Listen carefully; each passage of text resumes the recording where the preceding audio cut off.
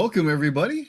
Happy holidays and early Happy New Year. And thank you for taking the time out of your busy holiday season to spend some time with us and go over what the topic is for today's webinar. It is Extreme Weather Events 2023 in Review with Steve Glazier. Yes, this is our latest AMS Weather Band webinar. Before I begin today, though, I would like to review some expectations for the audience before we really get into this.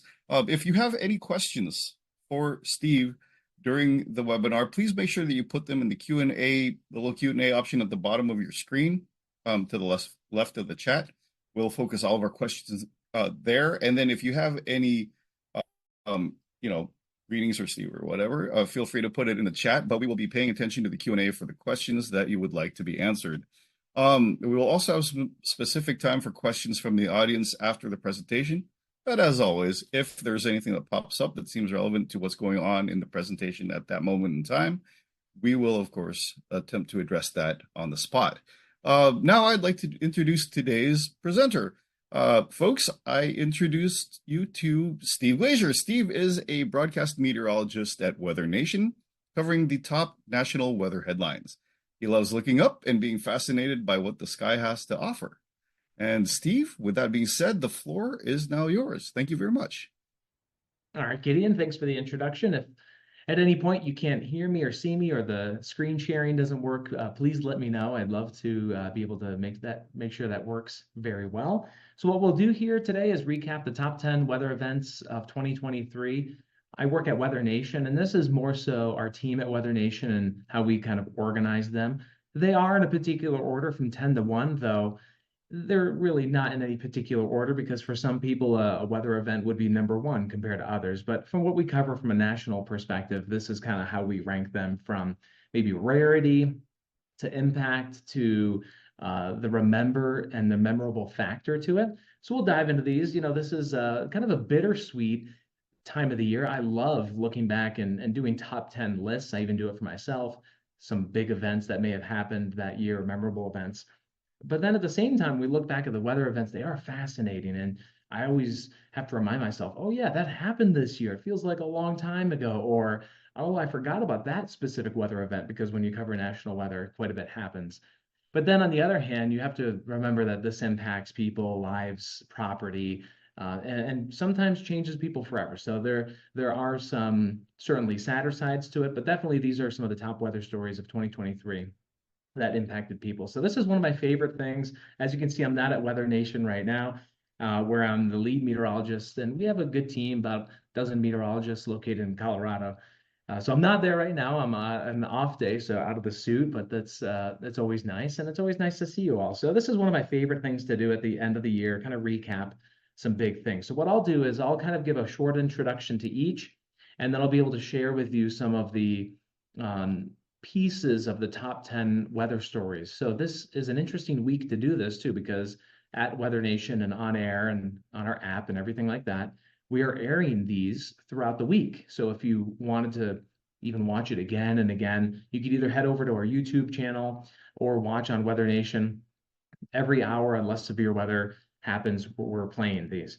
So I think 2023, when we look at it, I think it'll be a year that we had, yes, significant weather events, but also weather events that were kind of from every direction. We had the typical hurricane impacts, but we had hurricane impacts in different locations than we typically do. And then we had the wildfire smoke, but then we had the wildfire smoke in different locations than we typically do. And then we had fires. And yes, the most memorable fire, without a doubt, coming in from Hawaii of this year for the headlines. And then we had the heat and we had the severe weather. So I think we really touched on it all. We probably had a fewer winter events. I remember doing this for 2022, and we had those lake effect snow events that were out in Buffalo and in New York. So we didn't probably have as many, but we still have winter weather events to talk about. Okay, so let's begin with number 10 and a little bit of behind the scenes at WeatherNation. We end up kind of starting this journey in about October. So we start to gather ideas and write them out, research, conduct follow-up interviews. But we always leave just in case we have extra, we have more than 10, of course, we leave a spot for a late season event because something tends to typically happen in November or December that's noteworthy, and it usually ends up being severe weather. And unfortunately, this year it was severe weather. So at number 10, and I'm going to share my screen so you can see this and make sure that I've got my sound on and you can be able to hear this. We'll start with the report from, I believe it's Dave that does this. It could be, we'll find out here shortly. But this is the Tennessee tornado. So this is the Kentucky and Tennessee tornadoes just a few weeks ago that occurred here across the Southeast. So we'll play this and then we'll come back for number 9.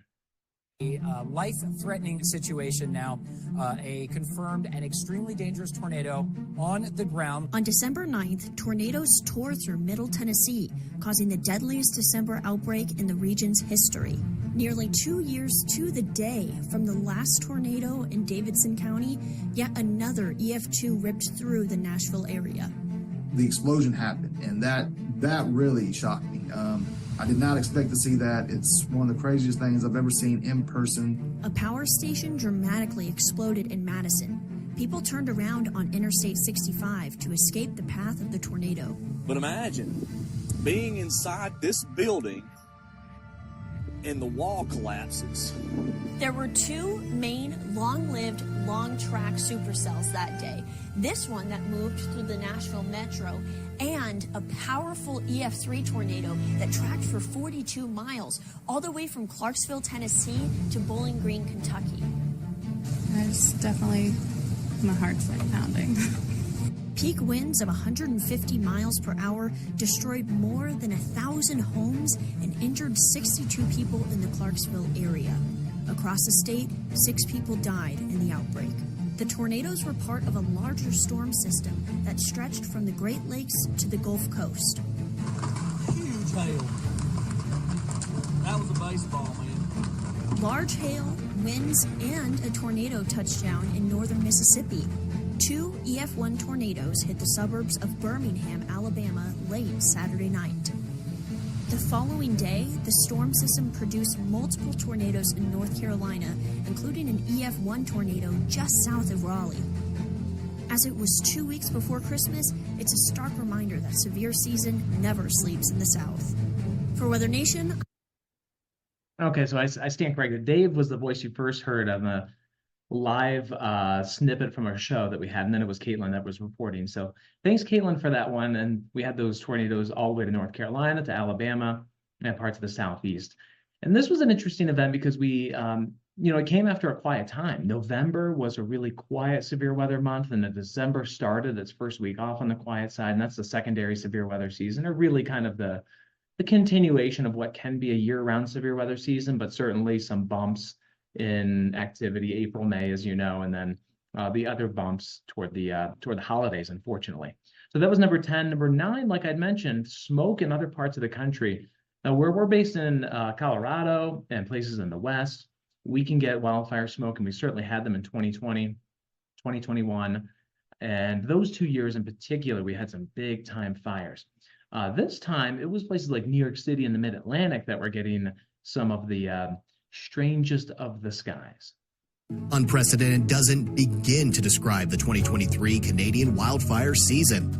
Not only was this the most active year on record, but the same fires sent large amounts of smoke pouring into the U.S. Fires first sparked in Alberta and British Columbia, Canada, in March. In 2 months, hundreds of thousands of acres burned, and air quality alerts spanned from Washington to Wisconsin. Nobody remembers it being this bad in quite some time. In June, Canada surpassed its record for total area burned in one season when record-setting fires began in eastern Canada, in Nova Scotia, Quebec, and that smoke became apocalyptic down in the United States. We had extremely low visibility, orange skies, and major cities like New York City and Philadelphia topped the list for the worst air quality in the world.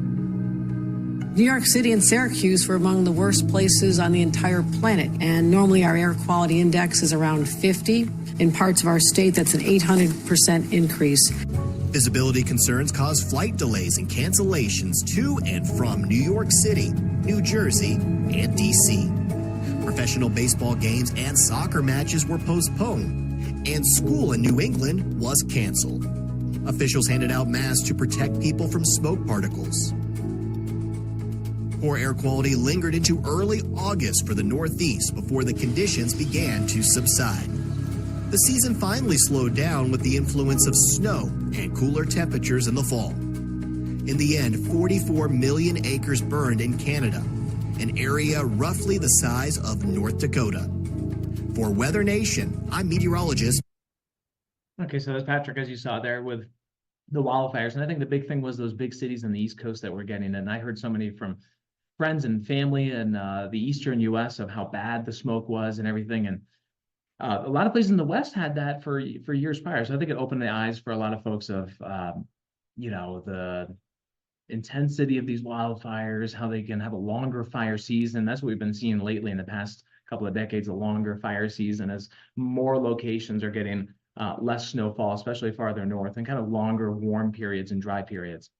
So we actually have two fire stories. I was just going through the list. The next story at number 8 on our list of top 10 weather events of 2023 is our only winter weather one. Like I mentioned, we had winter storms, but I think this one was the most impactful.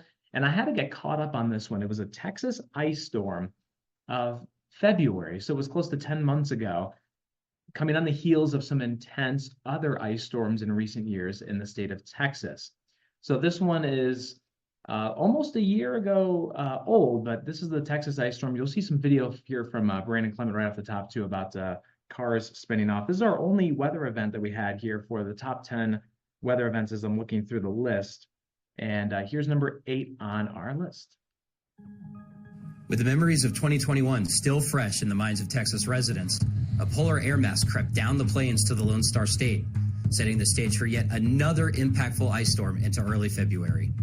We had basically about 1 to 2 days across our area that were below freezing, so we were able to get those rounds of ice into south central Texas.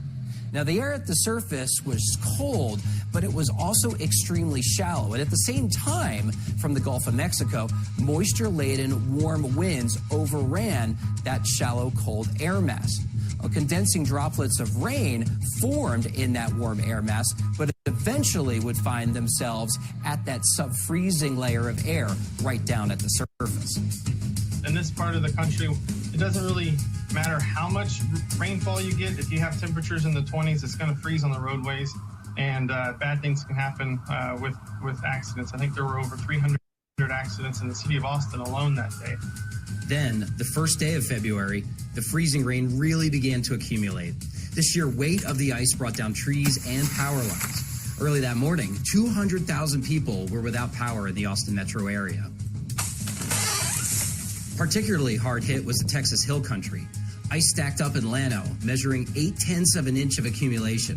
Fisher picked up 3/4 of an inch, while the Austin metro saw roughly 1/2 an inch. Hundreds of accidents on roads led to 10 fatalities. In total, more than 500,000 customers lost power during the storm, including Arkansas and northwestern Mississippi. The fear, of course, was how long temperatures would remain sub-freezing while so many people were without the capability to heat their homes. I think the most that I've heard of people without power was up to 5 to 7 days before power was restored to most of the area. The city of Austin admitted to learning many lessons through the event, promising to do better in the future. Personnel changes went into effect, and the idea of burying power lines became more of a reality. For weather. Okay, there we have it, the report from Dave Holder, one of our meteorologists who came to us from WeatherNation from North Dakota, so he's no stranger to the cold, but then reporting on the South ice in Texas and Arkansas. It's a big deal. So we're coming up on number 7 and 6. They're both severe weather stories from this past spring, and in fact, the next 2 stories were only separated by a week's time. At number 7, we have the EF4 tornado that swept through Rolling Fork on March 24th, and then followed by that at number 6 is the high risk day that we had on the final day of March of 2023. And it's no surprise that when and every year is different, and when we collect these top weather stories, sometimes we lump in severe weather events if they're close enough in a geographical area. Other times we separate them. I think for this and these next 2, they were worthy of being separated out because of the intensity, of course, of the rolling fork tornado, and then the high risk areas that we had and high risk coming around not too often.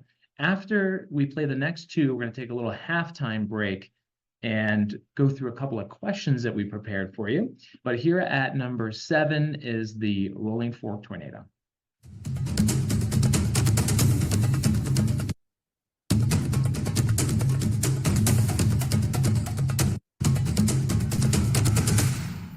We have a tornado emergency for Sharkey County, Mississippi, with a tornado on the ground. On March 24th, 2023, a powerful EF4 tornado with 170-mile-an-hour winds tore through Rolling Fork, a small agricultural town in the Mississippi Delta.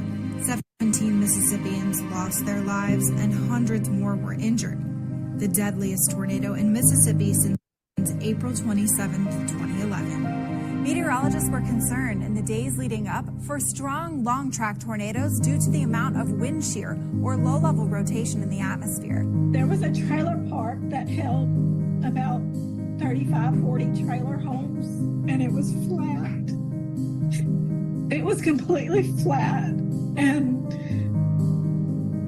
then the panic really set in. For more than an hour, the tornado carved a path 54 miles long. Rolling Fork and neighboring Silver City were left unrecognizable. And for a moment, it felt like just dead silence when I saw that. But then it's like I came to, because all you could hear was screaming. People running across the highway trying to get back to the trailer or get to us to find their loved ones. And it was just chaos. It was chaos. People have lost everything, including some family members. And then they look to you and say, what's next? Prior to the tornado, over 2/3 of Rolling Fork's residents were renters. Most did not have renter's insurance or qualify for federal aid. With nowhere to go, families were forced to move into hotel rooms or temporary housing in cities 45 minutes to an hour away. It took Rolling Fork years to be what it was. It took only maybe an hour to destroy it, if not, if even less. And it's going to take years to bring it back. The folks behind Rolling Fork Rising, a nonprofit group, are trying to help one Rolling Fork family at a time become homeowners.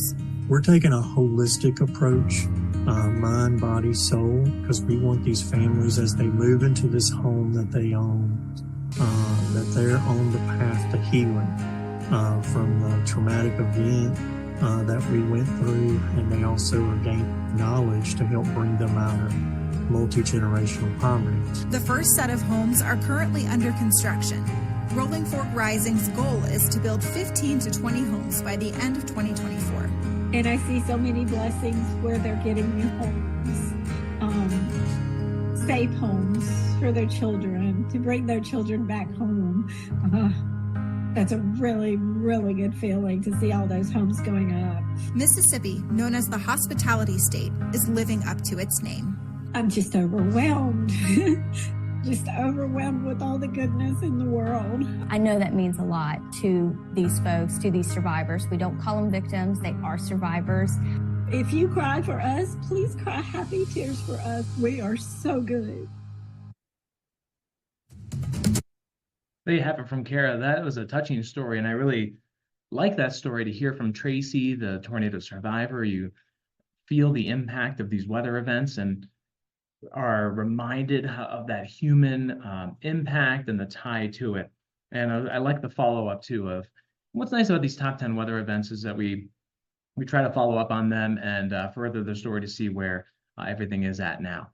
So good job, Kara, with that one. We're going to go down to the high risk day here through March 31st. Again, end of March, very busy severe weather time frame here that we had here across the U.S. Tornado just came across 430 in front of me. I'm at Henson Road. We got vehicles thrown. We've got massive damage here.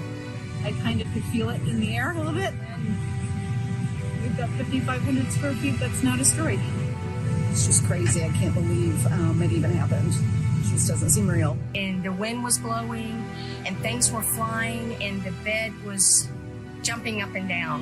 And then what seemed like forever, and then it just went dead silent. On March 31st, 2023, the Storm Prediction Center issued a rare double high risk for the likelihood of widespread, devastating severe weather. Those enhanced winds, that wind shear, combined with the heat and the humidity and the energy for thunderstorms is what really drove this kind of strangely large, very broad event and led to that, that bimodal distribution of the high risk. In all, more than 150 tornadoes touched down across 11 states, causing dozens of injuries and multiple fatalities. As a potential nightmare was brewing near Little Rock, Arkansas, the administration at Wynn High School relied on preparedness and planning to protect the lives of students and staff. We got to decide, are we leaving early or are we going to keep kids?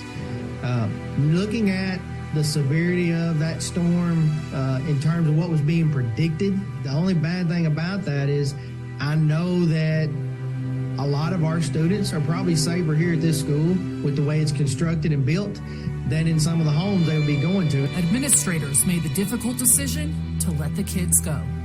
Hours later, the school was struck by an EF3. I think that one of the greatest things we did was trust the early signs, the early warnings, and not taking a chance.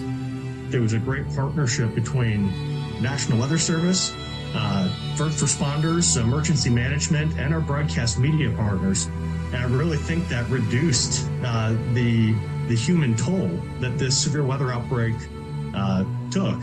Don't ever underestimate the early warning signs. Take them serious. A valuable lesson we can all learn from, erring on the side of caution.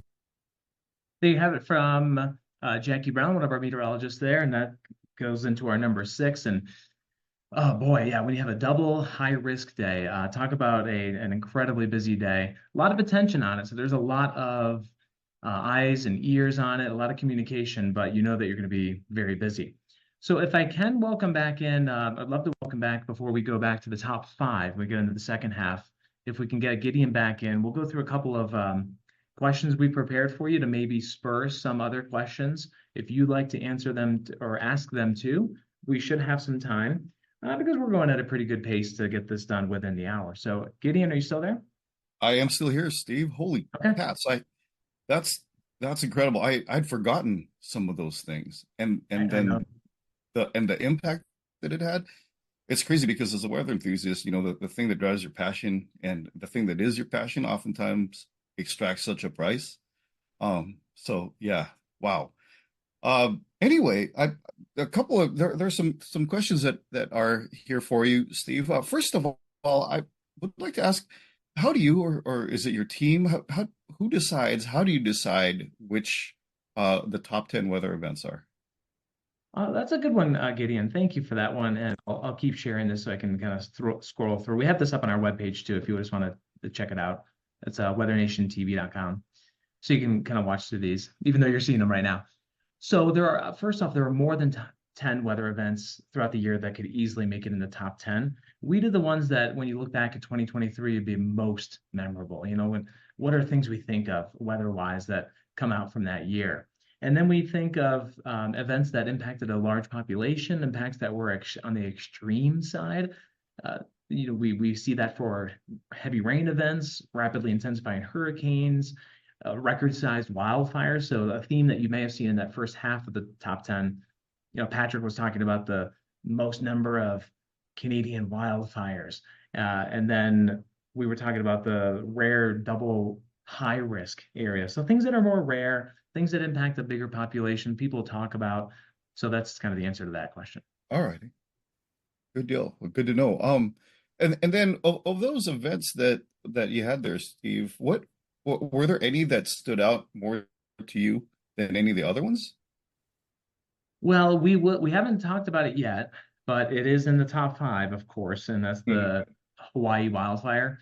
So, and wildfires in particular, but I think that one really stood out, and we'll get into that part in the top 5. That's in the top, just because of burning through a beautiful resort town on a, island surrounded by water and in the middle of paradise.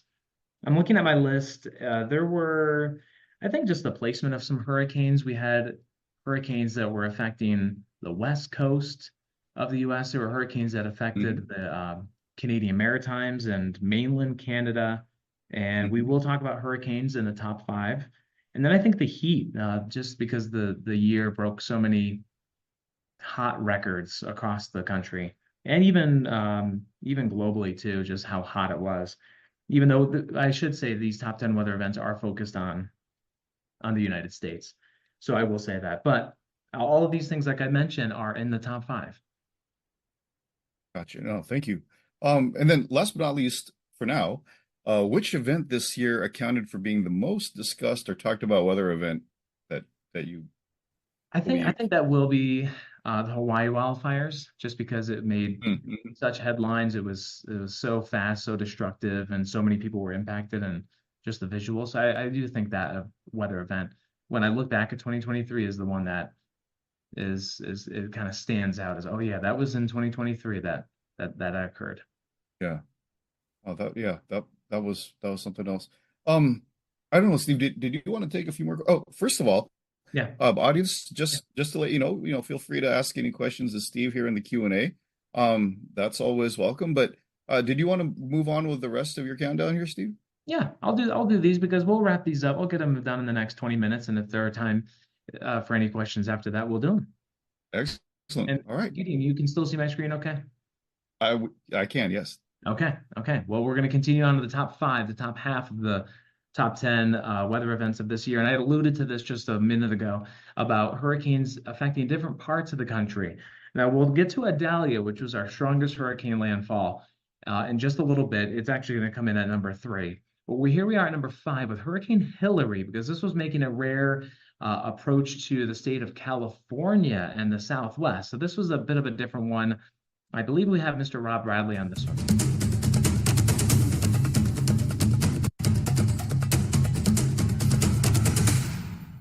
A tropical storm in California sounds like something out of a bad science fiction movie.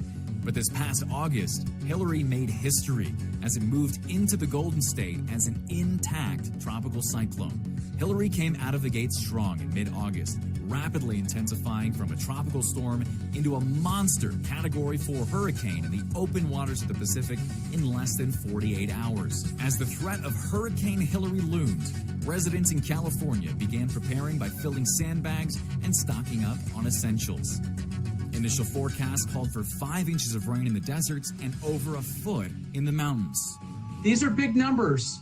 These are a season's worth of rain, 1 season's worth of rain in our deserts. After Hillary made landfall as a tropical storm near San Quintin in Baja, Mexico, thunderstorms edged into the deserts of Southern California, unleashing constant lightning and heavy rain that sent mud and rocks over roadways. As the core of Hillary survived its journey into Southern California, it made history, becoming only the 3rd tropical storm on record to make landfall in Southern California. While there, it unloaded more than 13 inches of rain on the Southland's highest peak, Mount San Gorgonio, resulting in historic flooding of the Whitewater River and the Coachella Valley.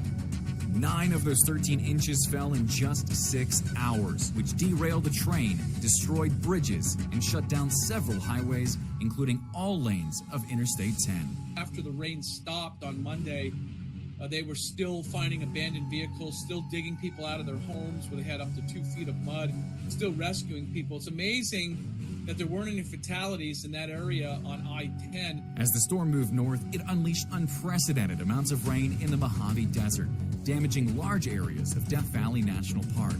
Mount Charleston set Nevada's all-time 24-hour rainfall record, resulting in massive rock slides just west of Las Vegas that closed roads for months. A close call for Nevada's biggest city.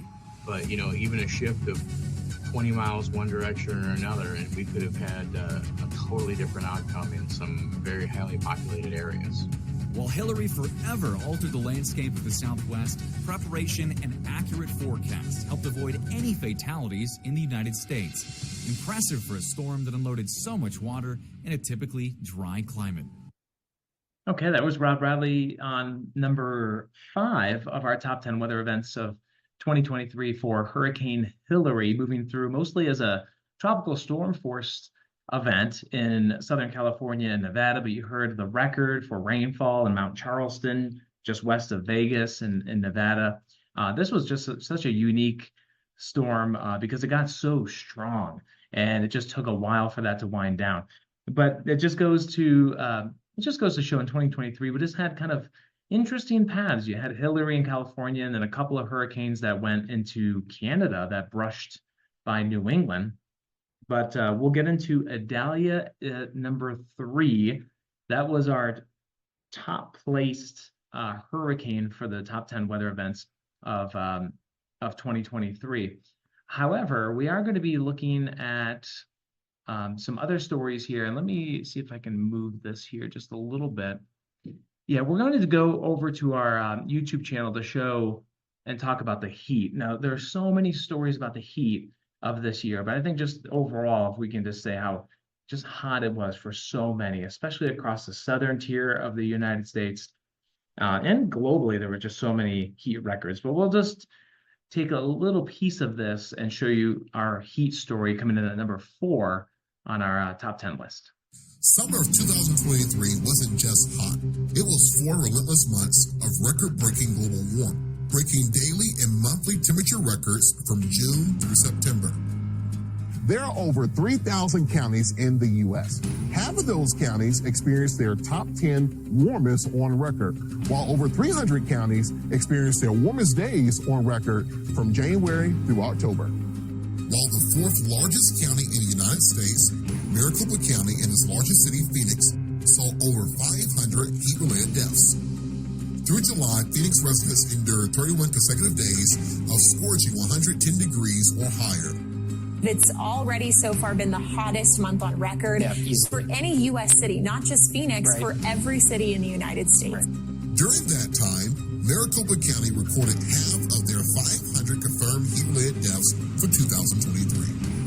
We this year responded to more than 2,000 911 calls for heat-related emergencies. In a typical year, heat kills more people than all of the headline-grabbing weather hazards combined. The city of Phoenix has the country's first publicly funded department dedicated to heat response and mitigation. We are distributing heat relief supplies, cold water, hats, cooling towels. We are sharing information about community cooling resources.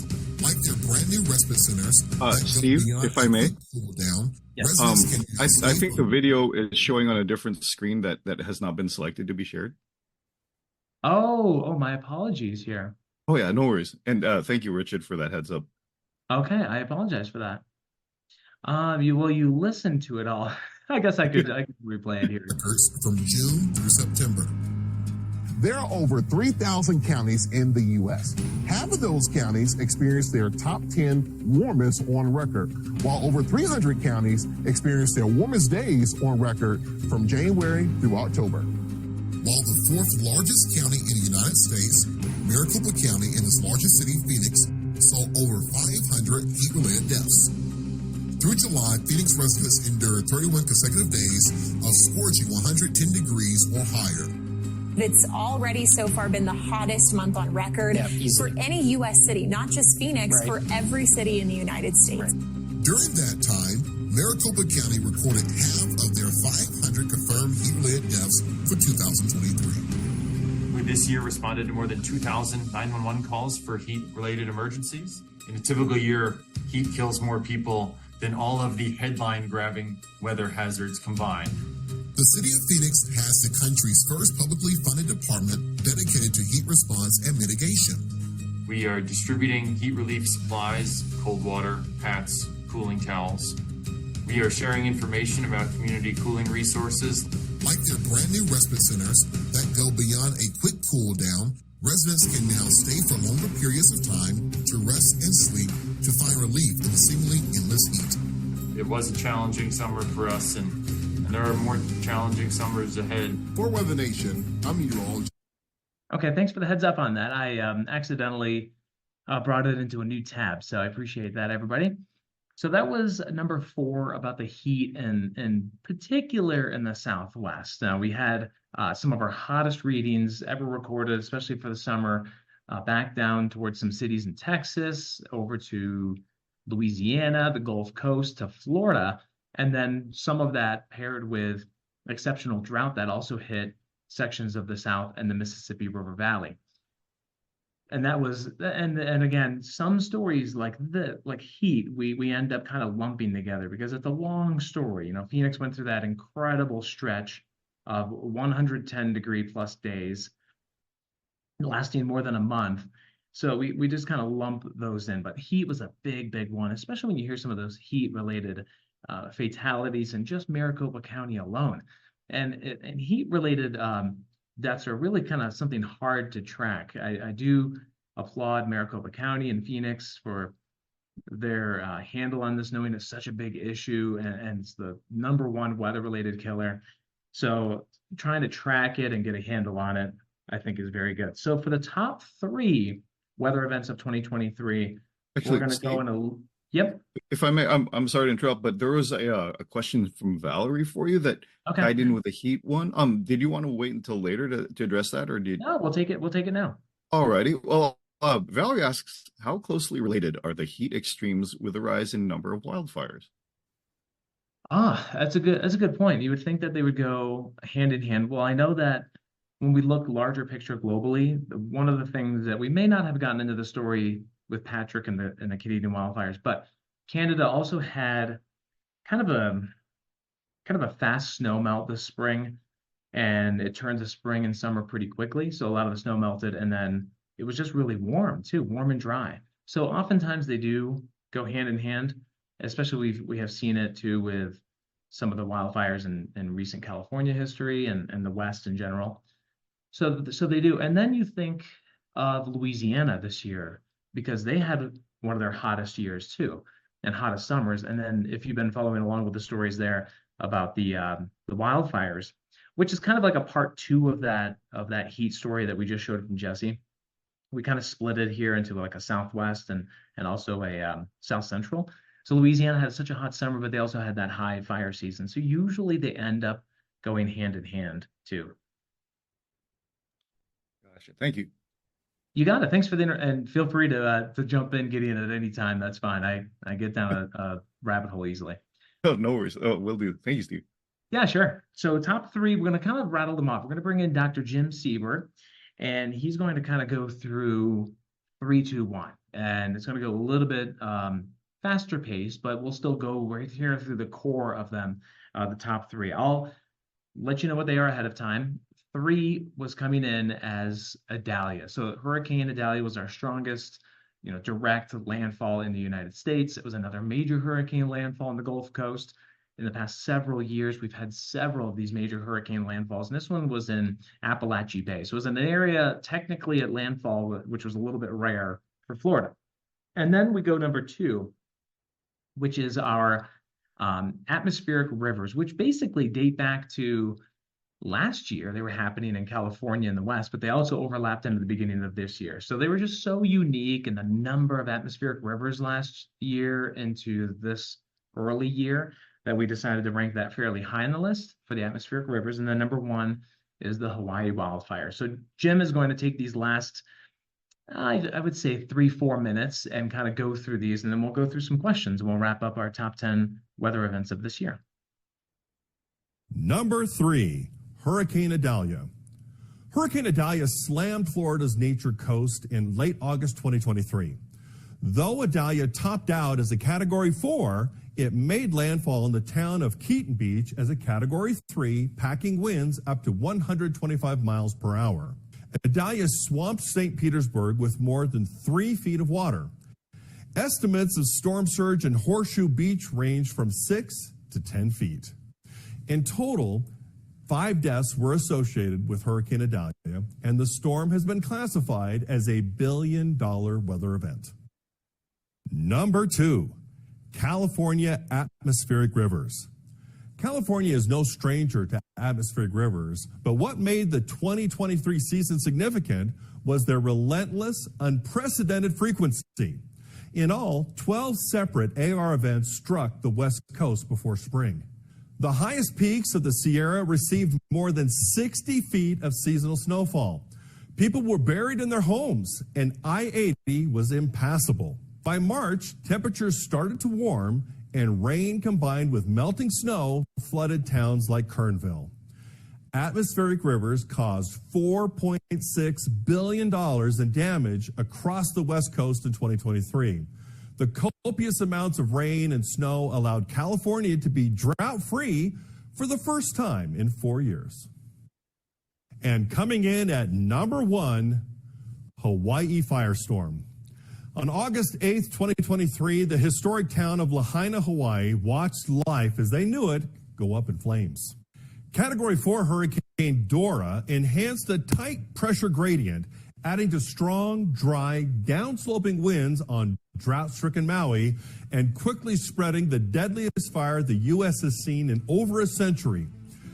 Sadly, nearly 100 lives were lost and 2,000 homes and businesses were destroyed in a matter of hours.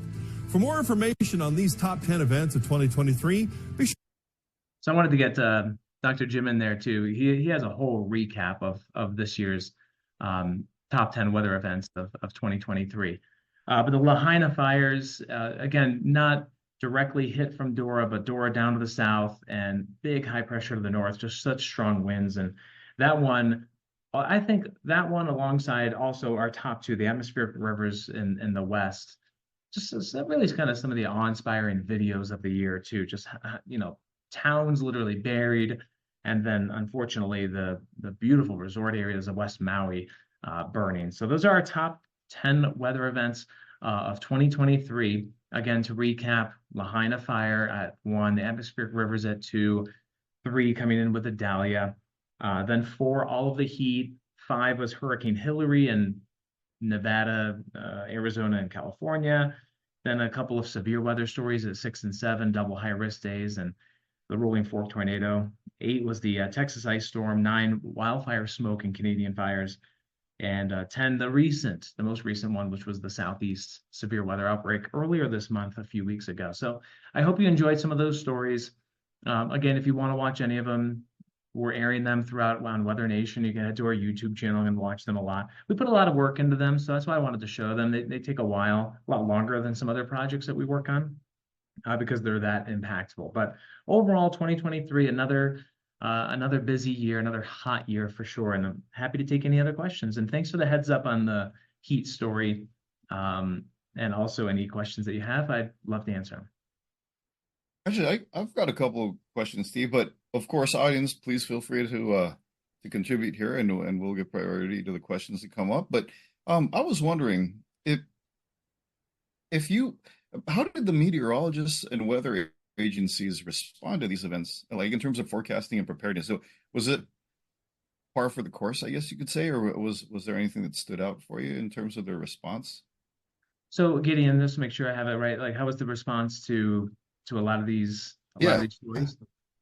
Mm-hmm. Well, I think it was. I gotta think back because there were so many of them, and I'll just share this screen here while I answer that we can kind of visually see the top 10 again.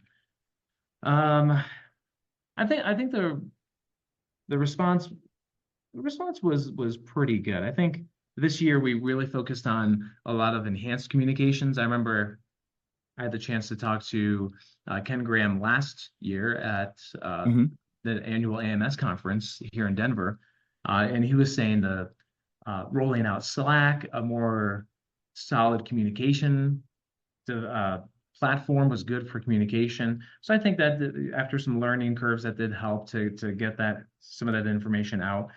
Of course, the Hawaii fires were, and they still are messy. An event like that is always going to be messy for the loss of property, loss of life, who's responsible, what should have been done, what shouldn't have been done. So that one was that was number 1, and that's part of the reason why. But also, I think back to the atmospheric rivers and some of the towns in Southern California. I don't know if you remember when they were like literally buried in. Oh yeah. Isolated for several days to maybe even more than a week. so that was a tough one. There were some unincorporated communities there in Southern California that were kind of cut off for a while. Mhm. That that was a hard one to get through too, especially from the whole team effort. It took a while for some people there. I think Adalia was another good forecast. That was giving me, more Ian vibes, turning up into Florida. Where's it going to go? What's the impact? So I think Adalia was a well forecast and communicated storm. The heat's always going to be a big one. You heard in Jesse's story in some of his interviews that heat is never the big headline. It's hard. A tornado, a hurricane, a wildfire is much more visually appealing, but heat it never really is. So heat's always a hard one to communicate. And then, severe weather. We had 3 severe weather stories in our top 10, and it's always 2020 hindsight. We wish we could have communicated something better, or how could we have reached people? It's always that question. So I think there's still more and more communication and getting the point home to people, that more work that could be done. But overall, I think there were some hits. I think there were some misses. I think it was all right. I think we still have a way to go, though, especially on the communication side. Yeah, that's good that there's work going on there and progressing the slack, like you said, and everything. Oh, good. Yeah, and I really liked what Phoenix is doing, because that was another talk at AMS, the broadcast conference in Phoenix. Actually, this past summer was the work that the county's doing to try to cut down those heat-related deaths. Oh yeah. Oh, we do have some questions from the audience here, Steve. If you, the first one is from Bob. Bob asks, did Europe also experience record-breaking heat? If I experienced it? Did Europe also experience record-breaking? I thought you said if you're. Oh, sorry.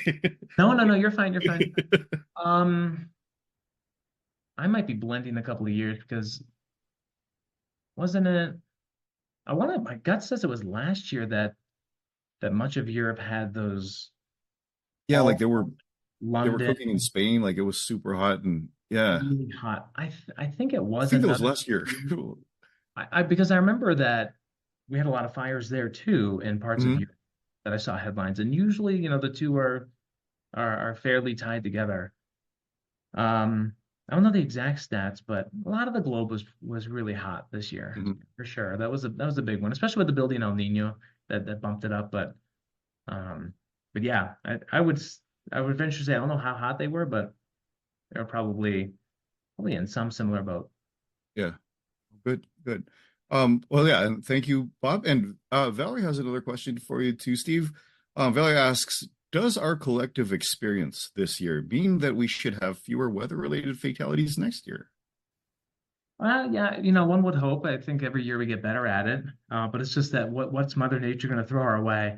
Because sometimes we have, a less active severe season, a less active hurricane season. Other years it just gets really intense. So I'd hope we continually learn and more work's being done to have a better year, for sure. I mean, New Year's is on Monday, so just 5 days away, 4 or 5 days away. So maybe it'll be some my hopeful resolutions that people can stay weather connected and safe. And what I've been doing lately on air is just telling people or asking people to give their friend or family member a call or a text, just to let them know about the weather coming their way. And from my experience, most people brush it off. Most people, because I've even called my family in the tornado warning, and they're like, "Yeah, it's kind of dark and windy out there, but it doesn't look too bad." So I think a lot of people initially brush it off, but one thing I've been doing is just to ask others, because we're probably not going to reach everybody all the time, but if someone happens to be watching or listening or seeing the forecast, give that person a call. It'd be nice to catch up anyway, but give them a call about the weather. That's my hope. Yeah, more people will do that. A good excuse to talk to family there. Yeah. Oh, and then the last question we have here, Steve, from anonymous attendee. They ask, the ocean got incredibly warm and got over 100 degrees Fahrenheit in Florida Keys. Did that contribute to the intense rainfall events by more evaporation? And that was a story I didn't highlight specifically. I know we had the Southwest heat. I didn't play the part about the South and Southeast because that was also kind of like part two of that story. That was incredible. You know, all of the intense heat in the Florida Keys, off the Florida Keys.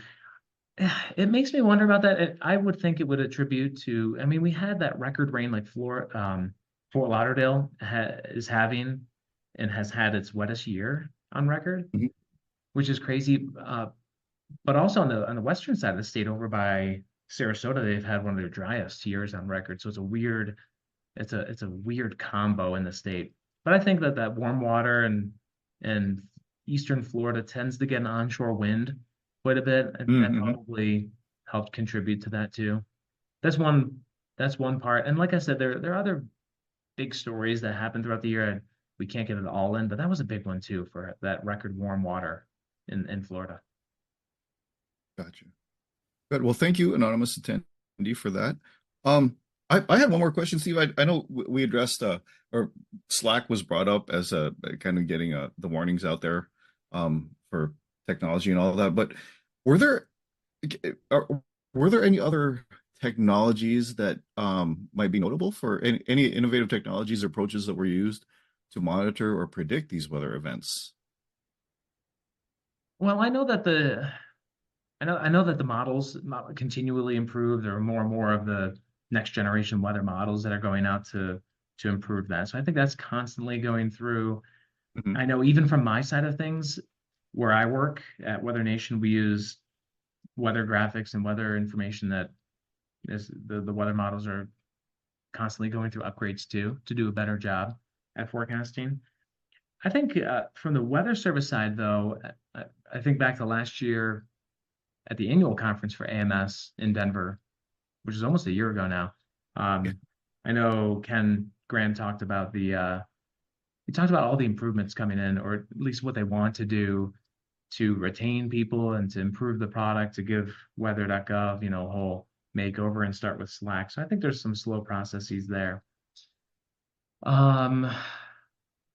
What else though? What else comes to mind? No, I think everybody's trying as hard as they can. I watched an interesting presentation this past year from the Storm Prediction Center, just about their behind the scenes, what goes into making a slight risk day. And they had an interesting chart about years of experience at the Storm Prediction Center. And it kind of, I don't know how to describe the chart, but basically it rises and rises, and then it drops once someone retires. Because someone who retires, they could have 30 years of experience, then it drops, and they kind of keep gaining. So they kind of go through those waves of experience. So it's always tough to go through, especially with younger forecasters and especially with all the experience that you learn as a seasoned forecaster and meteorologist. So I think they're really trying well and trying hard. I think this year they started, if someone follows along with the weather, their mesoscale discussion maps, or their products in general, there are more places on there. There's more geographical reference. I think there's more of that I'm seeing too, and more information being out there. Okay. And then there's more probabilities too. I've seen in the Weather Service of, here's the chance at 6 inches of snowfall, or here's the chance at breaking this record high. So there's more probability coming into it. So I think everybody's trying their very hardest with everything we have at the moment. Oh, that's cool. Good deal. Well, I think audience. Oh, we've got one incoming from Doug here, Steve.